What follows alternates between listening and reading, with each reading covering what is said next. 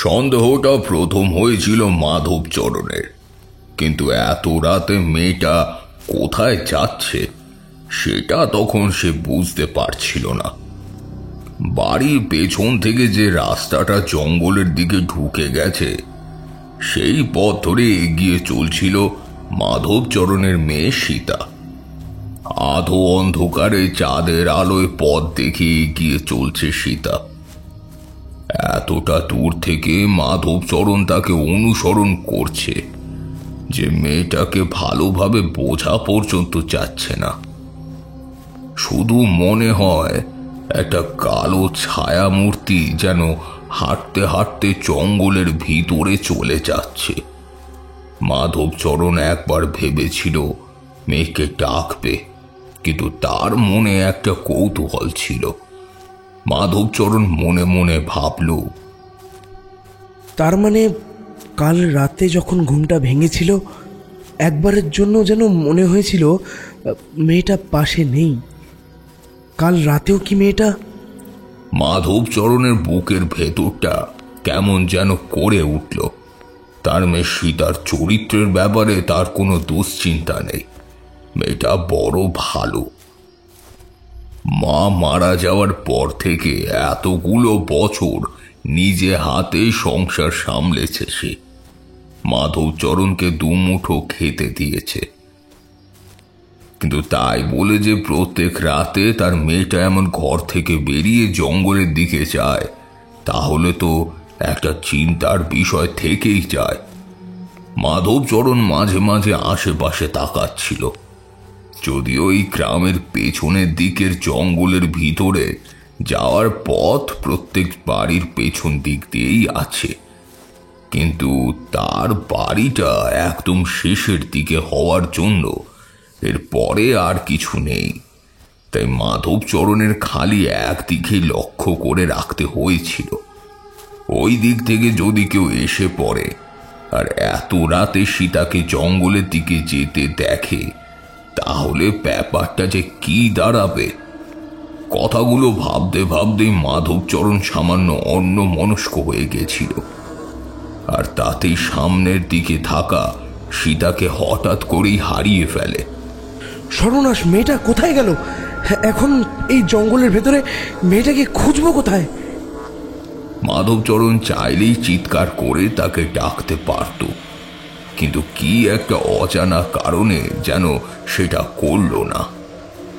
যেন মনে হতে লাগলো সীতাকে চিৎকার করে ডাকলে হয়তো একটা বড় ক্ষতি হয়ে যাবে তার।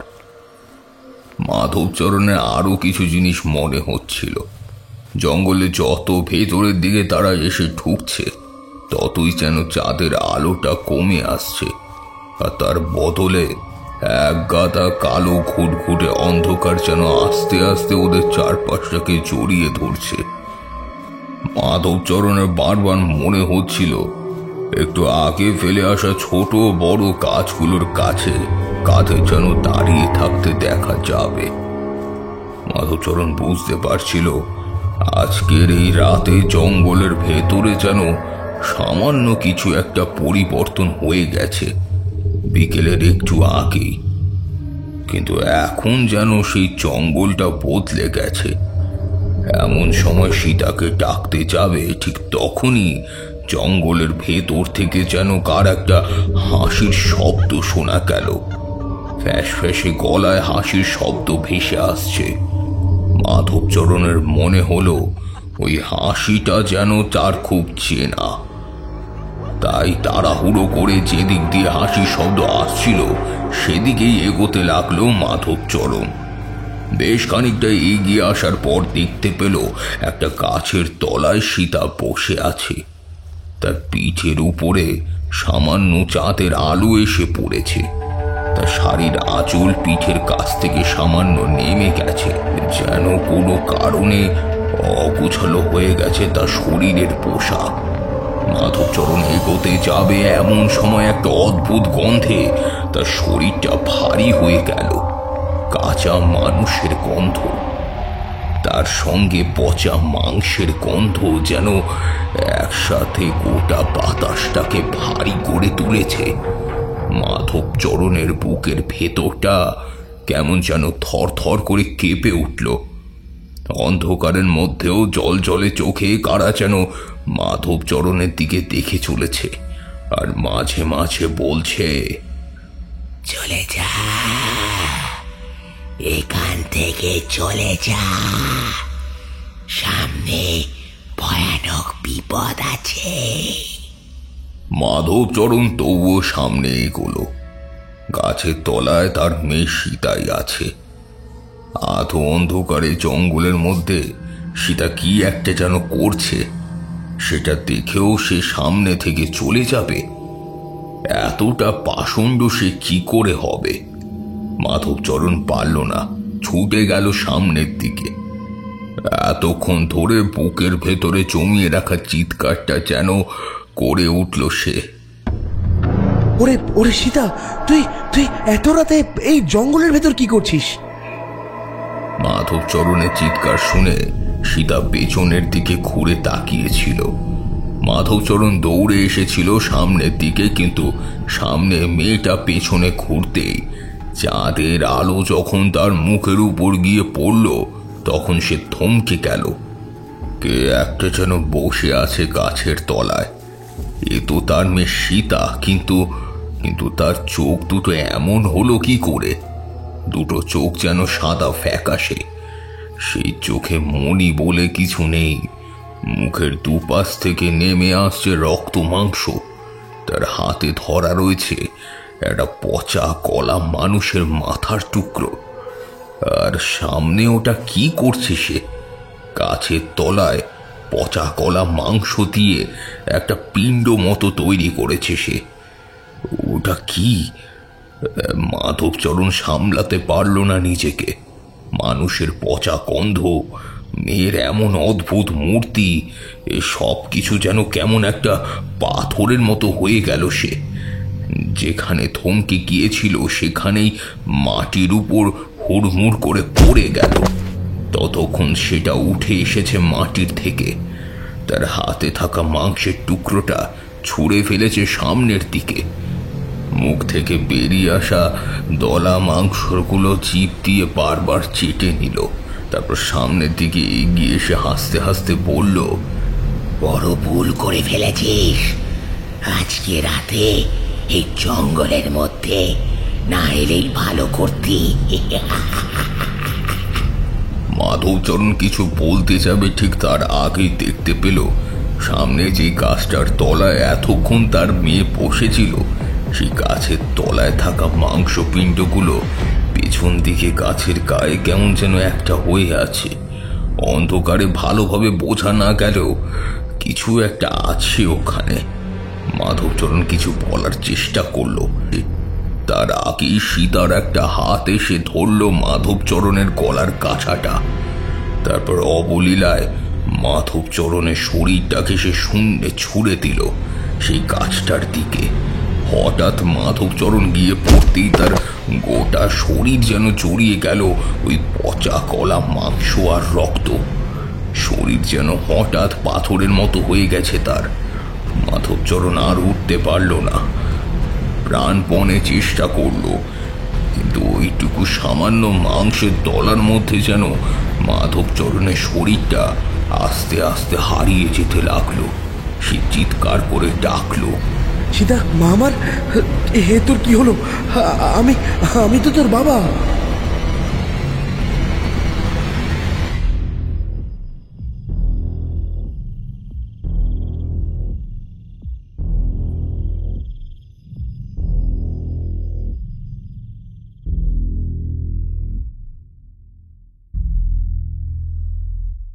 হ্যালো এভরিওয়ান, আমি দিব্যেন্দু দাস রয়েছি আপনাদের সাথে বঙ্গকথা চ্যানেলে। আপনাদের সবাইকে স্বাগতম জানাই। আজ আপনি শুনতে চলেছেন ধূমকেতুর কলমে একটি তারানাথ তান্ত্রিকের ফ্যান ফিকশন, তারানাথ তান্ত্রিকের গল্প অঙ্গরকিনী। গল্পে তারানাথ তান্ত্রিকের চরিত্রে আছি আমি দিব্যেন্দু। শুনতে থাকুন আমাদের আজকের গল্প।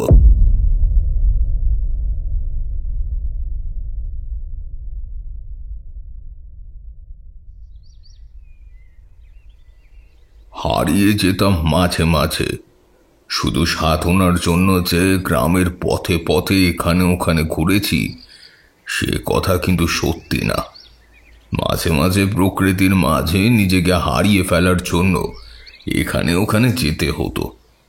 কতবার এমন হয়েছে যে কোনো নদী কিংবা পুরনো বট গাছ বা গ্রামের কোনো একটা দর্শনীয় জায়গা এইটা দেখার জন্য 2-3 গ্রাম পেরিয়ে সেখানে গিয়েছি, সেখানে থেকেছি কয়েকদিন, অথচ সেখানে কোনো সাধু সন্ন্যাসী কিংবা তন্ত্রমন্ত্রের কিছুই ছিল না। তার মানে আপনি অকারণে ঘুরতেন? আপনি তো তন্ত্রমন্ত্র ছাড়া কিছুই বুঝতেন না সেই সময়। এ কথা সত্যি না যে তন্ত্রমন্ত্র ছাড়া আমি কোনো কিছু বুঝতাম না।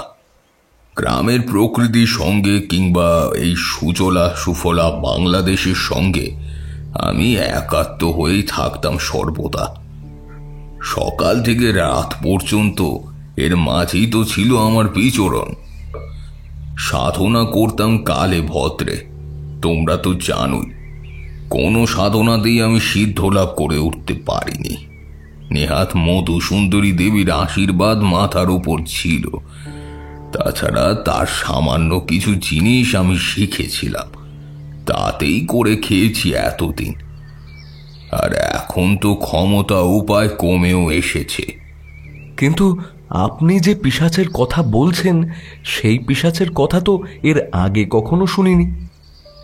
শোনোনি কারণ এমন কোনো পিশাচের কথা আমি এর আগে তোমাদেরকে বলিনি। এই পিশাচ যদিও ভয়ঙ্কর, নিম্ন স্তরের হলেও এর ক্ষমতা কিন্তু অনেক বেশি। গোটা জীবনে মাত্র কয়েকবারই এই পিশাচের সঙ্গে আমার সাক্ষাৎ হয়েছিল, কিন্তু কখনোই পুরোপুরি একে আমি হারিয়ে উঠতে পারিনি, যদিও তার একটা বিশেষ কারণ ছিল।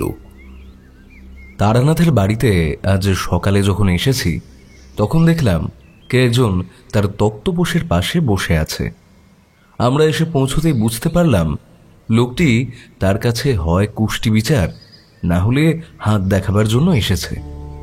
খদ্দের জুটলে আমাদের কিন্তু মনে মনে বেশ ভালোই লাগে।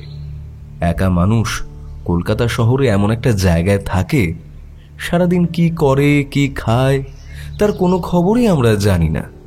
তাছাড়া আত্মসম্মান প্রবল বলে আমাদের কাছে কোনো সাহায্য নিতে চায় না। তাই তো মাঝে মাঝে আমরা হাতে করে এটা ওটা নিয়ে আসি, আর তাই তার যদি 2-1টা খদ্দের জুটে যায় তাহলে আমরা কেন খুশি হব না? আকাশের অবস্থা দেখেছো? এই রোদ ঝলমল করছে, কিন্তু আমি হলপ করে বলতে পারি এখান থেকে যখন আমরা বেরোবো তখন গায়ে 1 ফোঁটা হলেও বৃষ্টির জল লাগবেই। এ ব্যাপারটা আমাদের কাছে বেশ পুরনো হয়ে গেছে। তারানাথের বাড়িতে গল্প শুনতে আসা আর বৃষ্টির সঙ্গে যে একটা অজানা অদ্ভুত সম্পর্ক আছে এ কথা আলাদা করে বলতে হয় না। কথার মোড় ঘুরিয়ে বললাম, আচ্ছা তোমার মনে আছে আগেরবার তারানাথ বলেছিল এক অদ্ভুত পিশাচের কথা বলবে? আজকে সেই গল্পটা শুনবে নাকি? ঠাকুরমশাইয়ের বড় ভুলো মন, মাঝে মাঝে অনেক কিছুই ভুলে যায়। যে পিশাচের কথা বলেছিল সে কথা আজ তার মনে থাকবে না, যদি থাকে তাহলে তো ভালোই। কি যেন নাম বলেছিল সেই পিশাচের? অঙ্গুরকিনী। এমন পিশাচের নাম কিন্তু তারানাথের মুখে আমরা কখনো শুনিনি। এই প্রথমবার এই পিশাচের নাম শুনলাম। আমিও তো সে কথাই ভাবছি। এ হলো আত্মা, এর নামটা বড় অদ্ভুত। সে যাই হোক, ঠাকুরমশাইয়ের কাছে যখন সেই সব কথা শুনবো তখনই তো সব বুঝতে পারবো। আমি আর কিশোরী বেশ কিছুক্ষণ অপেক্ষা করলাম উঠোনের এক পাশে। তারপর লোকটি চলে যেতেই তারানাথ ইশারায় হাত তুলে আমাদের ডাকল। ঠাকুরমশাইয়ের কাছে গিয়ে বসতেই বলল, কি দেখছো?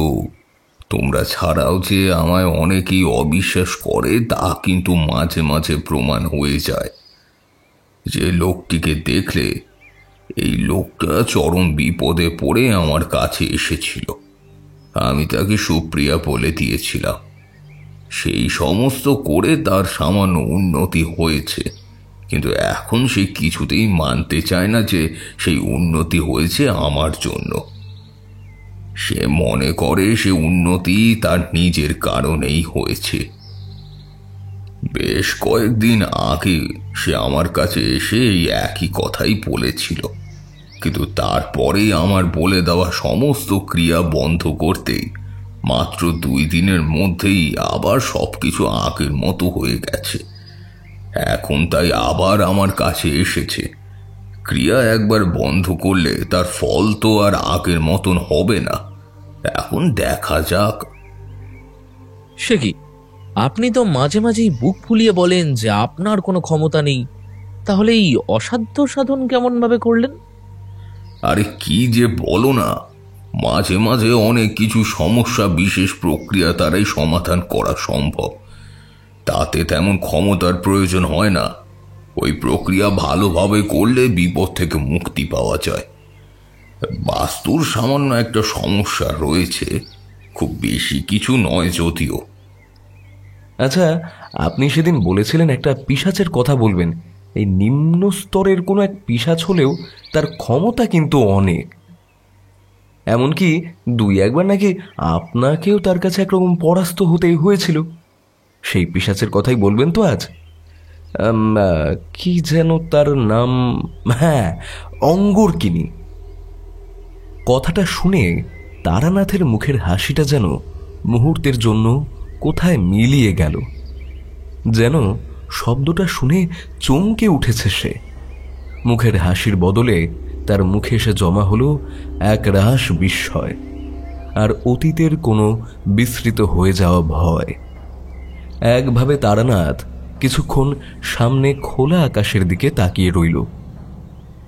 আকাশে রোদ রয়েছে।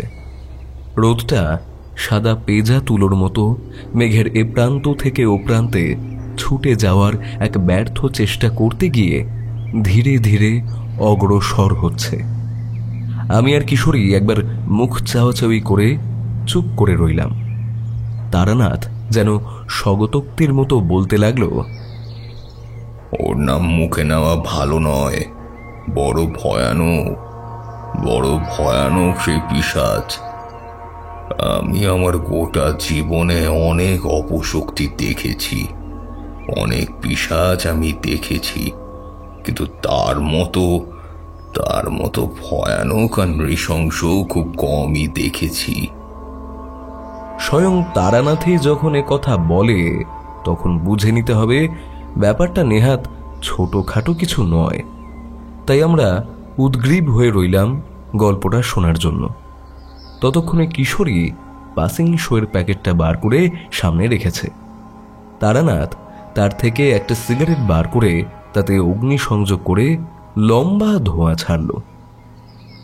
মাঝে মাঝে আমাদের সামনে বসে থাকা মানুষটাকে বড় অচেনা বলে মনে হয়। ঠিক আজও তেমনই হলো। বাইরে রোদ্দুর ও মেঘের ঘনঘটায় তক্তপোষের কাছে খানিকটা ছায়া, খানিকটা রোদ এসে পড়েছে। তার মাঝে ধোঁয়ায় জড়িয়ে থাকা তারানাথ তান্ত্রিকের মুখটা যেন মনে হলো বড্ড অচেনা লাগছে।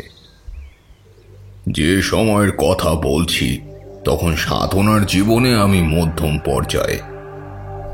মধুসুন্দরী দেবীর সঙ্গে তখনও আমার সাক্ষাৎ হয়নি। একটা সাধনা কোনো রকম ভাবে শেষ করেছি। তবে তোমরা তো জানোই, কোনো সাধনাতে একেবারে সিদ্ধিলাভ হয় না। বেশ কিছু সময় ধরে বারবার সাধনা করতে করতে তারপরে সিদ্ধিলাভ হয়। সে যাই হোক, এক শ্মশানের কাছে প্রায় 7 ঠাঁই নিয়ে সাধনা শেষ করেছি। মনে ইচ্ছে ছিল আর কিছুদিন আরো কোথা থেকে ঘুরে গিয়ে আবার অন্য কোথাও সাধনা শুরু করব। তেমন ভাবেই হাঁটতে হাঁটতে গিয়ে পৌঁছেছি গোপালপুর নামে একটা গ্রামে। গোপালপুরের একদিকে জঙ্গল, জঙ্গলের সামনে সারি দিয়ে রয়েছে গ্রামের বাড়িগুলি। তারই সামনে দিয়ে লম্বা রাস্তা গোপালপুর থেকে পাশের গ্রামের দিকে চলে গেছে। তারপরেও ফাঁকা ধান জমি। গোপালপুরের সেই গ্রামের পথ দিয়ে হাঁটতে হাঁটতে সামনের দিকে এগিয়ে চলেছি। মনের মধ্যে একটা সুপ্ত বাসনা তৈরি হচ্ছে। যদি কোনো গৃহস্থের বাড়িতে ঠাঁই পাই তাহলে সেখানেই থেকে আজকে দিনটা কাটিয়ে তারপর কাল এখান থেকে অন্য কোথাও চলে যাব। মনে মনে কথাটা ভেবে সামনের দিকে এগিয়ে চলেছি। এমন সময় দেখি দুজন লোক হাঁটতে হাঁটতে এদিকেই এগিয়ে আসছে। আরে আমি কি করে বলবো বলো তো, এমন ব্যাপার তো তোমাদের গ্রামেই প্রথম। তাছাড়া মাধবচরণের কেউ এমন ভাবে মারতে যাবেই বা কেন?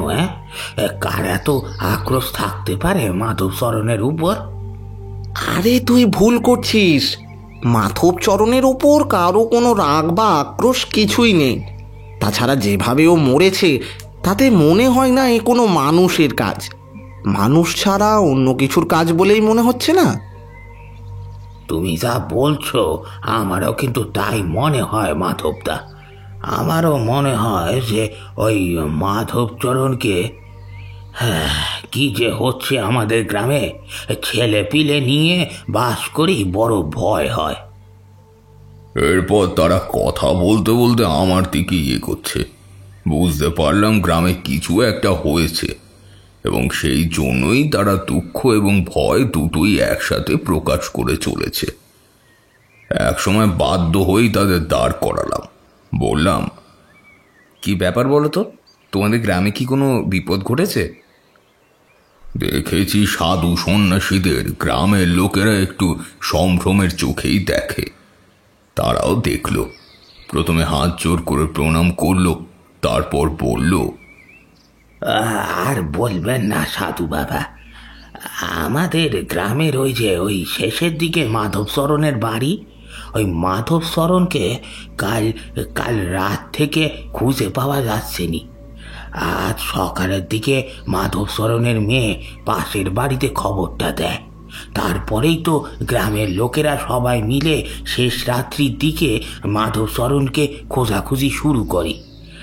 খুঁজতে খুঁজতে গিয়ে দেখি ওই মাধবচরণের দেহটা পড়ে আছে জঙ্গলের ভিতরে। এ যা দৃশ্য, ও দৃশ্য নিজের চোখে না দেখলে বিশ্বাস করা যায় না। কে যেন তার শরীর থেকে মাংস আর সবকিছু একেবারে টেনে বার করে নিয়েছি গো। লোকটার কথা শুনে অবাক হয়ে গেলাম। এমনটা আবার হয় নাকি? তাদের সঙ্গেই চলে গেলাম গ্রামের শেষের দিকে মাধবচরণের মৃতদেহটা দেখতে। গ্রাম শেষ হয়ে জঙ্গলের ভিতর দিকে যখন এসে ঢুকেছি তখন সেখানে বেশ কিছু লোকজন জড়ো হয়ে আছে। তাদের কথাবার্তায় কারোর কারোর দুঃখজনক। প্রত্যেকের এই অবস্থাকে ছাপিয়ে শোনা যাচ্ছিল একটা মেয়ের কান্নার শব্দ। যত সামনের দিকে গেলাম ততই যেন আমায় দেখে ভিড় সামান্য পাতলা হয়ে গেল। এরপর আর একটু ভেতরের দিকে এগিয়ে যেতে দেখতে পেলাম একটা মেয়ে মাটির উপরে হুমড়ি খেয়ে পড়ে কাঁদছে, আর তার পাশে পড়ে রয়েছে একটা অদ্ভুত মৃতদেহ। তার শরীরে হাড় মাংস বলে কিছু আছে বলে তো মনে হয় না, যেন শরীরের ভেতর থেকে সার অংশটুকু কেউ বের করে নিয়েছে। চামড়া আর মাংসের একটা পাতলা আবরণে থাকা একটা শরীর কেমন যেন অদ্ভুতভাবে মাটির উপর পড়ে আছে, যেন একটা মানুষ আকারের বেলুন কেউ ফুলিয়ে দিয়েছিল। এখন তার হাওয়া কমে গেছে একটু একটু করে, আর সেইভাবেই সে পড়ে রয়েছে মাটির উপরে। তার দু চোখ খোলা, মুখের চারপাশে রক্তে ভরে গিয়েছে, গোটা শরীরেও এখানে ওখানে রক্তে। কিন্তু আশ্চর্য ব্যাপারটা হলো ওটাই, তার শরীর থেকে শক্ত হাড় বের করে নিয়েছে কেউ, যেন শরীরটাকে কাদার মতো থকথকে নরম করে দিয়েছে একেবারে। আমার এই কথা শুনে মেয়েটি আমার মুখের দিকে তাকালো। ততক্ষণে আশেপাশে দু একজন স্ত্রীলোক মেয়েটির দিকে এগিয়ে গেছে। তাকে বোধহয় কিছু বলেছে। সেইভাবেই আমার দিকে তাকিয়ে কান্না ভেজা গলায় বলল, আমার বাবাকে কে এমন ভাবে মারলো সাধু বাবা? আমার বাবাকে ফিরিয়ে দাও, আমার কাছে ফিরিয়ে দাও।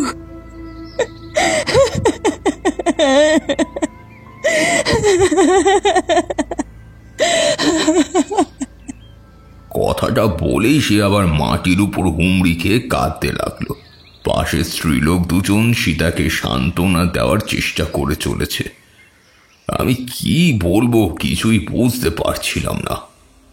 এই লোকটি আমার পাশে এসে দাঁড়ালো, বলল, সাধু বাবা, এই এমন ব্যাপার ঘটে গেছে, মেয়েটার বাপ ছাড়া আর কেউ ছিল না, এখন মেয়েটা যে পুরো অনাথ হয়ে গেল। কিন্তু কি করে হলো এসব? আর দেখে তো মনে হচ্ছে লোকটার শরীরে কোনো হাড় বলে কিছু নেই। এমন আশ্চর্য দৃশ্য তো আমি এর আগে দেখিনি। আমরাও তো জানি না, এমন ব্যাপার আমাদের গ্রামে এই প্রথমবার। কাল রাতে সীতাকে নিয়ে খুঁজতে খুঁজতে এখানে এসে দেখি এমনভাবে পড়ে আছে। তবে সেই আধো অন্ধকারের মধ্যে ওরা আশেপাশে কিছু একটা ছিল। আমরা আলো নিয়ে তাড়াহুড়ো করে ভেতরে এসে ঢুকতেই সে জঙ্গলের দিকে পালিয়ে গেছে। তার কথা শুনে আশ্চর্য হলাম। শরীরের কোথাও কিন্তু এমন কোনো ক্ষতস্থান নেই যাতে কোনো হিংস্র প্রাণী তাকে আক্রমণ করেছে বলে মনে হবে। রক্ত যেখান থেকে বেরিয়ে এসেছে সেখানে অদ্ভুত কিছু ছোট ছোট ফুটো হয়ে আছে, যেন কেউ রক্ত পান করার জন্য সরু ধারালো দাঁত ঢুকিয়ে দিয়েছে। বৃহৎ স্বভাবে তার কড়া দুটো চোখ তাকিয়ে রয়েছে একদিকে। তাও অবাক লাগলো, কিন্তু মেয়েটির জন্য কেমন যেন মায়া হয়েছিল। অদ্ভুতভাবে সে কাঁদছে। কাছাকাছি থাকার কিন্তু সেটা সম্ভব হলো না। যে লোকের সঙ্গে আমার কথা হয়েছিল সেই আমাকে বাড়িতে নিয়ে এলো। আজকে রাতে তার সঙ্গে অনেক কথা হলো। কিছুতেই কিছু বুঝে উঠতে পারছিলাম না কি যে হলো, এমন কাজ কে করলো। অথচ গ্রামে এর আগে নাকি এমন কোনো ব্যাপার ঘটেনি। বড় আশ্চর্য হলাম। এক সময় কথায় কথায় লোকটি আমায় বলল, আমাদের গ্রামের শেষের দিকে জঙ্গল আছে। জঙ্গলের ভিতরে একসময় একটা কবরস্থান ছিল। সে অনেক বছর আগের কথা। শুনেছি সেই কবরস্থানে কবর দেওয়া হতো, কিন্তু সত্যি বলছি, এমন ব্যাপার এর আগে আমরা কখনো দেখিনি। এমনকি জঙ্গলের মাঝেও রাতের দিকে অনেকে গেছে। আমাদের এদিকে অনেকেই তো গরু আছে। গরু মাঝে মাঝে জঙ্গলের ভেতরে চলে যায়। অন্ধকার নামার পরেও সেই গরু খুঁজতে গিয়ে আমরা কখনো কিছু দেখিনি। কিন্তু কিছু তো একটা হয়েছে, না হলে মাধবচরণকে এমনভাবে মারলোটা কে? আর কি করি বা মারলো? সীতার সাথে একবার কথা বলা দরকার। সীতার সঙ্গে কথা বলবো বলে ঠিক করলাম। ঠিক হলো, পরদিন সকালে আমি আর ওই মাধব গিয়ে সীতার সঙ্গে কথা বলবো। কিন্তু তার আগেই সেদিন রাতে ঘটলো একটা আশ্চর্য ঘটনা। আগেই বলেছি, গ্রামের শেষের দিকে জঙ্গল। জঙ্গলের মধ্যে প্রবেশের পথ সব দিক দিয়েই রয়েছে। গ্রামের বাড়িগুলোর পেছন দিক থেকে ছোট পথ এগিয়ে গেছে হালকা জঙ্গলের দিকে। তারপর সেটা গভীরে। রাতের বেলা খাওয়া দাওয়া শেষ করে মাধবের সঙ্গে বাড়ির পেছন দিকে হাঁটাহাঁটি করছি, আর বারবার মনে হচ্ছে জঙ্গলের ভেতর থেকে যেন অদৃশ্য কিছু একটা আমায় হাতছানি দিয়ে বারবার ডাকছে। তোমরা জানো, লক্ষণ প্রতিলক্ষণ বলে একটা ব্যাপার আছে। সেটা মাঝে মাঝেই আমার গোটা জীবনে অভূতপূর্বভাবে আমায় সাহায্য করেছে। জঙ্গলের দিকে যতবারই তাকাচ্ছিলাম ততবার যেন মনের মধ্যে একটা অদ্ভুত ব্যাপার হচ্ছিল। সত্যি সত্যি কেউ একটা আছে এবং সে আমায় জঙ্গলের দিকে বারবার আকর্ষণ করার চেষ্টা করছে। মাধবকে বললাম, মাধব, রাতের বেলা লোকজন জঙ্গলে যায় বলেছ, আচ্ছা এই জঙ্গলের মধ্যে দিয়ে পথটা কোথায় গেছে? পথ অনেক দূর গেছে। জঙ্গলের ভেতরে যে কোথায় শেষ হয়েছে তা শর্ট করে জানি না। অনেক বড় জঙ্গল কিনা, ওইদিকে তেমন যাওয়ার দরকারও পড়ে না। গভীর জঙ্গল ভেতরে। মাধবকে নিয়ে সেই রাতে আমি জঙ্গলে ঢুকলাম। মাধবের হাতে একটা হ্যারিকেন, মনে মনে কাল ভৈরবের নাম স্মরণ করে জঙ্গলের মধ্যে পা রাখার সঙ্গে সঙ্গে আশ্চর্য ব্যাপার ঘটে গেল। জঙ্গলের মাটিতে পা দিয়েছি, মনে হলো কি যেন একটা আমার উপর ধাক্কা দিয়ে পেছনের দিকে ফেলে দিল। মাধব ব্যাপারটা বুঝতে পারল না, কিন্তু আমি বুঝতে পেরেছিলাম। মুহূর্তের মধ্যে নিজেকে সামলে নিলাম। দেহ বন্ধন করাই ছিল, বিপদ কিছু একটা আছে বুঝতে পেরেই দেহ বন্ধন মাধবের উপরেও করেছিলাম। দুজনে মিলে জঙ্গলের মধ্যে আরো গভীরে প্রবেশ করতে হঠাৎ করে শব্দটা শুনতে পেলাম, একটা হাসির শব্দ। তার সঙ্গে যেন কেউ কেউ গভীরভাবে কিছু একটা বলছে। হাসির শব্দ জঙ্গলের মধ্যে? কিন্তু জঙ্গলের বাইরে থেকে আপনি সেসব শুনতে পাননি? না, জঙ্গলের বাইরে থেকে সেই শব্দ আমি শুনতে পাইনি। শব্দটা শুনতে পেয়েছিলাম জঙ্গলের ভেতর থেকে। শব্দটা এমন যেন জঙ্গলের গভীরে কোথাও একটা কেউ হাসছে, আর তার সঙ্গে গম্ভীর গলায় কেউ কিছু একটা বলছে। মাধব শব্দটা শুনতে পায়নি। সে এদিক ওদিক তাকিয়ে দেখছে শব্দের উৎস লক্ষ্য করে মাধবকে নিয়ে আমি এগিয়ে চলেছি। এমন সময় দেখি আমাদের সামনের পথ ধরে জঙ্গলের ভিতরের দিকে এগিয়ে চলছে সীতা। আশ্চর্য হয়ে গেলাম, সীতা আমার দিকে পেছন ঘুরে সামনের দিকে হেঁটে চলেছে। আমি তাকে দেখছি, এমনকি মাধবও তাকে দেখছে। মাধব বলল, আরে সাধু বাবা, ওটা সীতা বলে মনে হচ্ছে না, কিন্তু এত রাতে সীতা এখানে কি করছে? এই মাধব সীতাকে ডাকতে যাবে আর আমি হাত তুলে তাকে থামিয়ে দিলাম। আমার মনের ভেতরে তখন একটা অদ্ভুত সম্ভাবনা উকি দিয়েছে। মাধবকে নিয়ে এসে তাকে অনুসরণ করে আমরা আস্তে আস্তে এই জঙ্গলের ভেতরের দিকে এগোতে লাগলাম। কতক্ষণ হেঁটেছি জানি না। চাঁদের আলো মাঝে মাঝে গাছের পালার ফাঁক দিয়ে মাটিতে এসে পড়ছে, তাতে সবকিছু স্পষ্টভাবে দেখা যায় না। জঙ্গলের মাঝে রাতের আধারে এক অদ্ভুত নিস্তব্ধ পরিবেশ তৈরি হয়। তার মাঝে আমাদের হ্যারিকেনের আলো আর দুজনের নিঃশ্বাসের শব্দ ছাড়া আর তেমন কিছু নেই। অনেকক্ষণ ধরে পিছু নিলাম, আর তারপর এক জায়গায় এসে হাঁটাটা তো থেমে গেল। আমি মাধবকে নিয়ে সরে গেলাম একটা গাছের আড়ালে। দেখি সেটাই এগিয়ে গেছে একটা গাছের তলায়। আর ঠিক সেই সময় গাছের কাছে একটা অদ্ভুত জিনিস দেখতে পেলাম।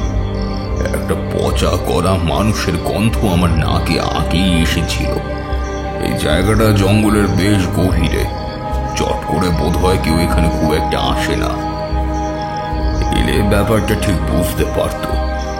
এখানে এসে বসল সীতা। চাঁদের আলো সীতার গায়ের উপর এসে পড়ছে। সেই আলোতে দেখতে পেলাম সীতা কি যেন করছে। একটা খচখচ শব্দের মাঝে মাঝে কানে আসছে। হাসির শব্দটা তখন থেমে গেছে। সে গুরু গম্ভীর শব্দটা মাঝে মাঝে শুনতে পাচ্ছি। আমার পেছন থেকে মাধব ভয়ে পাওয়ার গলায় বলল, এত রাতে সীতা এখানে কি করছে সাধু বাবা? জানি না, আমি কিছু জানি না। তবে তবে এখন এখানে চুপ করে বসে সমস্ত কিছু দেখা ছাড়া আমাদের কাছে আর কোনো উপায় নেই। চুপ করে বসে থাকতে থাকতে অনেকটা সময় কেটে গেল। চারপাশের বাতাস একটু কুটু গন্ধে ভরে গেছে। মাঝে মাঝে নিস্তব্ধতা পেরিয়ে বহু দূর থেকে রাত জাগা পাখির দল ডেকে উঠছে। একবার শিয়ালের ডাক পর্যন্ত কানে শুনতে পেলাম।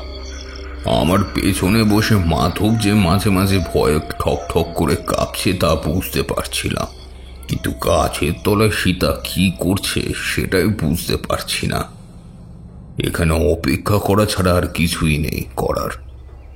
একটানা এতটা কথা বলে তারানাথ চুপ করতেই কিশোরী বলে উঠল, আপনি তখন পর্যন্ত কিছু বলতে পারলেন না? মানে সীতা অত রাতে জঙ্গলের ভেতরে ওখানে কি করছে? আর যেখানে মাত্র একদিন আগে তার বাবা মারা গেছে জঙ্গলের মধ্যে, তখন সে ওইখানে কি করছে? আমার মাথায় তখন একটা অন্য সন্দেহ বারবার উকি দিচ্ছে। মনে হচ্ছে সীতার সঙ্গে মাধবচরণের মৃত্যুর কোনো সম্পর্ক আছে। সুস্থ মস্তিষ্কের কোনো মেয়ে বাবার মৃত্যুর দুদিনের মাথায় আবার জঙ্গলের মধ্যে এমন ভাবে ঢুকবে না। আর ওই গাছের তলায় বসে সে যে কিছু একটা করছে সেটা তো আমরা বুঝতেই পারছি। এমনটাও তো হতে পারে যে সীতা জানতে পেরেছিল মাধবচরণ কিভাবে মারা গেছে, আর সেই কারণে একা একা জঙ্গলের মধ্যে এসেছিল কিছু একটা করতে। সম্ভাবনা অনেকটাই ছিল, কিন্তু ওই গন্ধ আর আশেপাশের বাতাসের অবস্থা দেখে আমার কিন্তু মনে হচ্ছিল আসলে সমস্যাটা অন্য কোথায়। তাই মাধবকে সেখানে চুপ করে বসতে বলে আমি গাছের আড়ালে আড়ালে সামনের দিকে এগিয়ে গেলাম। বেশ খানিকটা এগিয়ে এসেছি, চাঁদের আলো পড়ছে, আর সেই চাঁদের আলোতে সীতার সামনের দিকে থাকা গাছের তলায় তাকাতেই আমার গোটা শরীর যেন ঠান্ডা হয়ে গেল। গাছের তলায় মাটি থেকে প্রায় 1 হাত উচ্চতা পর্যন্ত একটা মূর্তি যেন তৈরি করা হয়েছে। মাটির মূর্তি তৈরি করে সেই মূর্তির গায়ে যেভাবে রং লাগানো হয় সেইভাবেই যেন একটা মাটির মূর্তির গায়ে লাগানো হয়েছে রক্ত আর মাংসের দলা। কোথায় নিজের 2 হাতে নিচের দিকে কোথাও থেকে রক্ত মাংস তুলে সেই মূর্তির গায়ে যেন লাগিয়ে একটু একটু করে তাকে জীবন্ত করে তোলার চেষ্টা করছে। তার মাথাটা এখনো তৈরি হয়নি। 2 ছোট পা, লম্বা 2 হাত সামনে শুকিয়ে গেছে। মাঝে মাঝে দেখছিলাম সেটা বোঝার মাংস কিংবা রক্ত কিছু একটা তুলে নিয়ে নিজের মুখে দিচ্ছিল। প্রথমে মনে হয়েছিল সে খাচ্ছে, তারপর মনে হলো না, আসলে পচা গলা মাংসের মাঝে মাঝে শক্ত হয়ে যায়। সেটা হয়তো সে নিজের মুখে চিবিয়ে কাজের উপযুক্ত করে চলছিল। সেই পচা গন্ধে আমার পেটের ভেতর পর্যন্ত গুলিয়ে গেল। কি করে যেন আমার মুখ থেকে একটা শব্দ বেরিয়ে এসেছিল, আর ঠিক সেই মুহূর্তেই সেটা আমার দিকে তাকালো। চাঁদের আলোতে তার সাদা ফ্যাকাশে মণিহীন চোখ দুটো আমি দেখতে পেলাম। মুখ থেকে রক্ত মাংস গড়িয়ে আসছে, কিন্তু সীতাকে দেখে আমি ভয় পাইনি। বুঝতে পারছিলাম সীতা কারোর বশে রয়েছে। ততক্ষণ সেই মাংসের দলা দিয়ে তৈরি মূর্তিটাও আস্তে আস্তে আমার দিকে ঘুরে তাকিয়ে আছে। কষ্ট হবে বুঝতে পারছিলাম। গলা পর্যন্ত তৈরি হয়ে আসা সেই বিভৎস মূর্তিটার মাথার জায়গায় যেন একটা কালো ছায়া আমি দেখতে পাচ্ছি। ঠিক সেই মুহূর্তের মধ্যেই অনেক বছর আগের একটা কথা আমার মনে পড়ে গেল। সাধনার প্রথম দিকে এক সাধকের মুখে শুনেছিলাম এক পিশাচের কথা। সঙ্গে সঙ্গে বুঝতে পারলাম চরম বিপদের মুখে আমি পড়েছি। আমি না হলেও মাধবের এই মুহূর্তে প্রচণ্ড জীবন সংশয় রয়েছে। কথাটা ভেবে উঠে দাঁড়িয়ে পেছনের দিকে ছুটে এলাম। ততক্ষণে সেটা উঠে দাঁড়িয়েছে মাটির থেকে। সে যেন শূন্যের উপর ভর দিয়ে আমার দিকে এগিয়ে আসছে। চারপাশে জঙ্গল যেন প্রবল হাওয়ায় উঠেছে। পচা গলা গন্ধে ছড়িয়ে পড়েছে সবকিছু। আমি চিৎকার করে বললাম, মাধব, মাধব, তাড়াতাড়ি পালাও, পালাও! মাধব আমার কথা শুনে যেন আরো ভয় পেয়ে গেল। মাধব ছুটছে, আর তার পেছনে সীতা, আর তার পেছনে আমি। স্পষ্ট বুঝতে পারছি আমার কোনো ক্ষতি ওরা করতে পারবে না। বুঝতে পেরে মাধবের ক্ষতি করার চেষ্টা করছে। আমি প্রাণপণে এগোতে লাগলাম সামনের দিকে। একবার যদি জঙ্গল থেকে বের হতে পারি তাহলে কিছু একটা করা যেতে পারে, কিন্তু জঙ্গলের মধ্যে কিছু হবে না। যে নিম্ন স্তরের পিশাচ আজকে এই মুহূর্তে আমাদের পেছনে পড়েছে তার ক্ষমতা অনেক বেশি। মাধব চিৎকার করতে লাগলো। ছুটতে ছুটতে মাঝে মাঝে সে পেছনে তাকিয়ে দেখছে, সেটা তার পেছনে এগিয়ে চলছে। আমি বলছি, সীতা, সীতা, নিজের হুঁশে ফিরে এসো, নিজের হুঁশে ফিরে এসো। ওকে মেরো না, ওকে মেরো না, ওকে।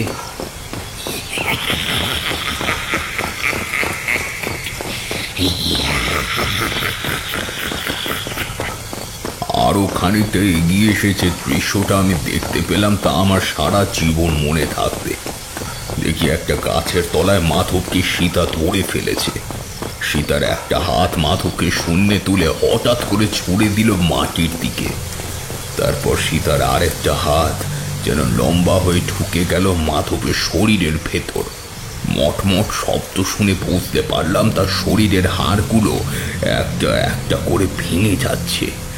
মাধব চরণের শরীরের কথাটা আমার মনে পড়ে গেল। তার মানে সেই ফুটোগুলো দিয়ে রক্ত নয়, শরীর থেকে বের করে নেওয়া হয়েছিল হাড়। আর সেই হাড় দিয়ে দিনের পর দিন তার চোখের সামনে সবকিছু পরিষ্কার হয়ে গেল বটে, কিন্তু ততক্ষণে সব শেষ। মাধবের শরীর থেকে বেরিয়ে গেছে সমস্ত হাড় মাংস। ফ্যাকাশে চোখে আমাদের দিকে তাকিয়ে রইল। আমি আর কিশোরী যেন কথা পর্যন্ত বলতে ভুলে গেছি। কি বলছে তারানাথ? তারানাথের মুখটা কেমন যেন ফ্যাকাশে হয়ে এলো। শান্ত গলায় সে বলল, আমি যদি আগে বুঝতে পারতাম তাহলে মাধবকে ছেড়ে যেতাম না। আমার ভুলের জন্য মাধবের প্রাণ হারিয়েছিল, কিন্তু এর পরে সীতাকে আমি আর কোথাও দেখতে পেলাম না। সে রাতে বাধ্য হয়ে জঙ্গল থেকে বেরিয়ে এসেছিলাম। গ্রামের আরো কয়েকজনকে জড়ো করে ফেলেছিলাম সেই রাতের মধ্যেই। তারপর সীতার বাড়ির উদ্দেশ্যে রওনা হয়েছিলাম। বাড়িতে গিয়ে দেখে যে সীতা সেখানে নেই।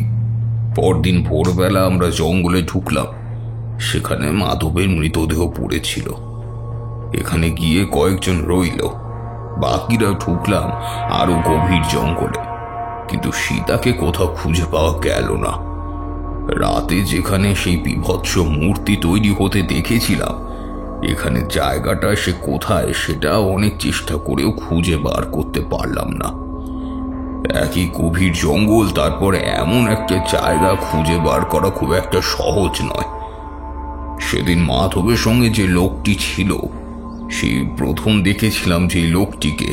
সে বলল, আমি এমন কিছুই একটা ভেবেছিলাম, আমাদের গ্রামে অশুভ কিছুর একটা উপস্থিতি রয়েছে। কিন্তু সাধু বাবা, এ এমন কি যে মানুষের শরীর থেকে হাড় মাংস বের করে নিয়ে যায়? ওই পিশাচের নাম হলো অঙ্গরকিনী। অতি নিম্ন স্তরের বিষয়। অকারণে সেই পিশাচ কোনো স্থানে আসে না, কিন্তু একবার যদি বিশেষ কোনো স্থানে যায় তাহলে সেই স্থানের সর্বনাশ হয়। যে স্থানে সে থাকে তার আশেপাশে একটা নির্দিষ্ট জায়গা জুড়ে তার ক্ষমতা থাকে। যতদূর আমি জানি তাতে কোনো মানুষকে সম্মোহিত করে নিজের কাছে নিয়ে যায়। প্রথমে আসে, তারপর তাকে কাজে লাগিয়ে গড়ে তোলে একটা মূর্তি। কিসের মূর্তি? তখনও অঙ্গরকিনীর ব্যাপারে খুব একটা বেশি জানতাম না। পরে আরো জেনেছিলাম আমাদের এই জগতের সাথে থাকা অন্য জগতের পিশাচের মধ্যে অঙ্গরকিনী নিয়ে ভয়ানক। মনুষ্য জগতে এসে ওরা কোনো মানুষকে কাজে লাগিয়ে মানুষের হাড় মাংস ও রক্ত দিয়ে তৈরি করায় নিজের মূর্তি। তারপর যাকে সে বশ করেছে সে মানুষের আত্মাকে নিয়ে নিজের কাছে চলে যায়। এইভাবেই জন্ম নেয় একটা জীবন্ত অঙ্গরকিনীর। তাকে দেখতে হবে মানুষের মতো, কিন্তু বিশেষ বিশেষ সময় এসে এরা আসল রূপ ধারণ করবে। তারপর একটা একটা করে মানুষকে মেরে সে আবার তৈরি করবে নিজেরই আরো একটা শরীর। এইভাবেই মোট 7টি শরীর তৈরি করতে পারলে তাদের আটকানো অসম্ভব হয়ে পড়বে। কিন্তু তারপর কি হলো? অনেকক্ষণ ধরে সেদিন খোঁজাখুঁজি করলাম, কিন্তু কিছুই পেলাম না। ওই শরীরটা খুঁজে পাওয়া প্রয়োজন।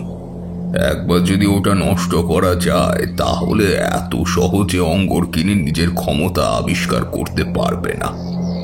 মাধবকে গ্রামের শ্মশানে পুড়িয়ে দেওয়া হলো। সেদিন রাতে আমি মনে মনে স্থির করলাম আর যেভাবেই হোক তাকে ধরতেই হবে। মাধবের সঙ্গে যে লোকটি ছিল সেই লোকটির নাম ছিল সদানন্দ। সমস্ত কথা শুনে সে আমার সঙ্গে যেতে রাজি হলো। আমিও সদানন্দ অপেক্ষায় রইলাম। সে তার বাড়ির কাছাকাছি, আমি জানতাম কোনো না কোনো সময় সে বাড়িতে ফিরবেই। সন্ধ্যার পর সে বাড়িতে ফিরে এলো। তারপর বেশ কিছুক্ষণ সময় থেকে আবার জঙ্গলের ভিতরে গিয়ে ঢুকলো। কিন্তু এবার জঙ্গলের ভেতর বেশ কিছুক্ষণ যাওয়ার পরে হঠাৎ করে সীতা কোথায় যেন হারিয়ে গেল। আমি সদানন্দকে বললাম, খবরদার, আমাকে ছেড়ে অন্য কোথাও যাবে না, তাহলে কিন্তু বিপদ হতে পারে। দুজনে মিলে আবার গিয়ে ঢুকলাম জঙ্গলে। এটা যেদিকে গেছে সেদিকে লক্ষ্য করে এগোচ্ছিলাম, কিন্তু মাঝ পথে সেটাকে হারিয়ে ফেলায় কেমন যেন অস্বস্তি হচ্ছিল। তবু একটা দিক লক্ষ্য করে এগিয়ে যেতে চাই, ঠিক গিয়ে পৌঁছালাম সেখানে। আজকে ও আগের দিনের মতোই সীতা তার কাজ করে চলেছে। একটু ভালো করে লক্ষ্য করতেই বুঝতে পারলাম আজ সে নিজে তৈরি করেছে গলার দিকটা। আর বেশি সময় দেওয়া চলবে না, তাই উঠে দাঁড়িয়ে সামনে এগিয়ে গিয়ে বললাম, এক্ষুনি বন্ধ করো, বন্ধ করো এক্ষুনি, তুমি জানো না তুমি কি করছো?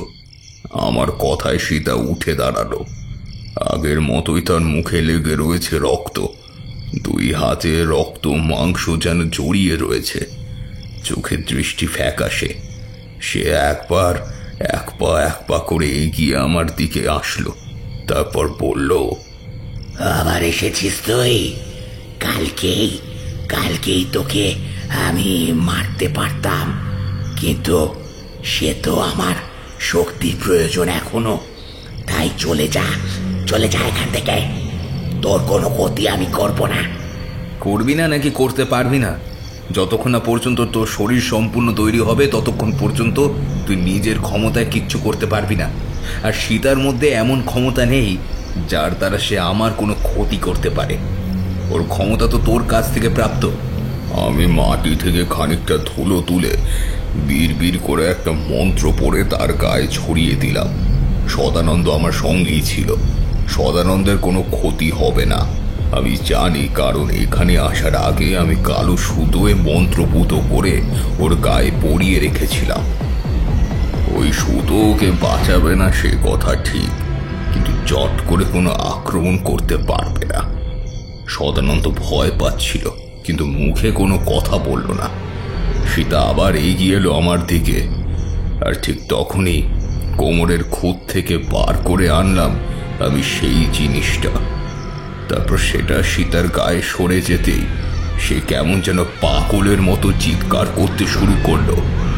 কেন মনে হলো তার গায়ে কেউ যেন একটা বিষ ঢেলে দিয়েছে, আর সেই বিষের প্রভাবে সে মাটিতে পড়ে ছটফট করছে। আমি দেখলাম এই সুযোগ, এগিয়ে গেলাম সামনের দিকে। সেটা কিন্তু মাটিতে পড়ে ছটফট করতে থাকা অবস্থাতেই গর্জন করতে লাগলো, খবরদার, সরে যা বলছি ওখান থেকে। বলেই সে হামাগুড়ি দিয়ে আমার দিকে এগিয়ে আসতে লাগলো। আমি দেখলাম এর চেয়ে ভালো সময় আর হবে না। কোমরে গুজে রাখা সেই শিশিটা থেকে বিশেষ একটা জল আমি ছড়িয়ে দিলাম সামনে থাকা ওই রক্ত মাংসের বিন্দু দিয়ে তৈরি ঘাড় পর্যন্ত উঠে আসা ওই মূর্তিটার দিকে। সঙ্গে সঙ্গে যেন দাও দাও করে আগুন লেগে গেল, রক্ত মাংসে একসাথে পুড়তে লাগলো সেগুলো। সীতা মাটির উপর ছটফট করতে লাগলো। সদানন্দ ছুটে এসে বলল, কিন্তু সাধু বাবা, সীতার কিছু হবে না তো? যে রাতে প্রথম সীতাকে এই অঙ্গরকিনী বশ করেছিল সেই দিনই সীতার মৃত্যু হয়েছে। এতক্ষণ পর্যন্ত সীতার যে শরীরটা ছিল সেটুকু আসলে শুধুমাত্র সীতার সূক্ষ্ম শরীরের মতো, তার মধ্যে সমস্ত প্রভাব ছিল ওই অঙ্গরকিনীর।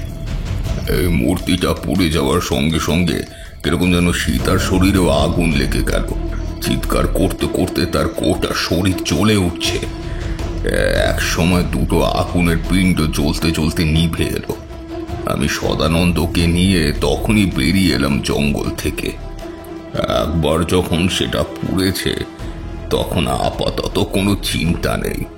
তার মানে আপনি অঙ্গরকিনীর শরীর পুড়িয়ে দিলেন সম্পূর্ণভাবে? না, এ পিশাচের মৃত্যু হয় না। এ হলো এমন এক শক্তি যার ধ্বংস পুরোপুরি কোনোভাবেই হয় না। অনেক পিশাচ আসলে নানা অশুভ নিম্ন স্তরের শক্তি, তারা সচরাচর সহজে কারোর ক্ষতি করতে পারে না। তার জন্য এদের প্রয়োজন হয় অনেক সময় কোনো এক মাধ্যমের, সে মাধ্যমগুলোকে আমি নষ্ট করেছিলাম যাতে সে পিশাচ আবার ফিরে যায়, আবার তার জগতে চলে যায়। হয়তো আবার অপেক্ষা করবে সে কারোর জন্য, আবার এখানে আসার জন্য কোনো মাধ্যম খুঁজবে। এরপর গোপালপুরে 2 দিন ছিলাম। নতুন করে আর তেমন কিছুই হয়নি।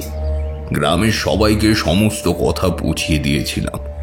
গ্রামের লোকেদের নিয়ে আবার সেখানে গিয়েছিলাম, কিন্তু সেখানে সীতার পুড়ে যাওয়া দেহ কিংবা সেই অদ্ভুত মূর্তিটাও দেখতে পাইনি। তবে এরপরে এক সাধুর কাছে এক অতি প্রাচীন পুঁথিতে সেই অঙ্গরকিনীর 30,000 একটা মূর্তি দেখেছিলাম। উচ্চতা খুব বেশি নয়, পেছনের পা দুটো ছোট, সামনের হাত পা দুটো লম্বা, আর মনে হয় পায়ের বদলে 4 পায়ে বসে সে হাঁটতে থাকে। আর মুখটা অদ্ভুত, খানিকটা লম্বা, দুটো লম্বা কান, চোখ দুটো ফ্যাকাশে, যেন মুখ থেকে সব সময় বেরিয়ে থাকে একটা মানুষের মাথার হাড়। এরপরে অঙ্গরকিনীর ব্যাপারে অনেক খোঁজ করেছিলাম। যত খোঁজ করেছিলাম বুঝেছিলাম সেই রাতে জঙ্গলের মাঝে এসে যদি একবার নিজের ক্ষমতা পেয়ে যেত, তাহলে ওই জঙ্গল থেকে আমি বেঁচে ফিরতে পারতাম না। গল্প শেষ করতেই আমি আর কিশোরী অবাক হয়ে গেলাম। কিছুক্ষণ পরে আকাশের দিকে তাকিয়ে দেখি আকাশে কালো মেঘ করেছে। এক্ষুনি বৃষ্টি নামবে তা নয়, সেটা বুঝতে পেরে আমাদের বেরিয়ে পড়তে বলল। পথে নামতেই বুঝতে পারলাম কিশোরী কি যেন ভাবছে। বললাম, আরে কি হলো, কি ভাবছো? না, তেমন কিছুই নয়, ভাবছি তারানাথ তো নিজেই বলেছিল যে ওই জগৎ থেকে ওই অঙ্গরকিনীকে পিশাচকে নিয়ে আসতে হয়। কিন্তু যদি গোপালপুরের জঙ্গলে সে থাকে, তাহলে তাকে সেই জঙ্গলে আনলো কি? সীতার পক্ষে তো এই কাজ করা সম্ভব নয়। আমি অবাক হলাম। সত্যি তো, ব্যাপারটা একবার ভেবে দেখিনি। যাই হোক, মোটামুটি বৃষ্টি পড়তে শুরু করেছে। আজ আর নয়, অন্য একদিন জানা যাবে।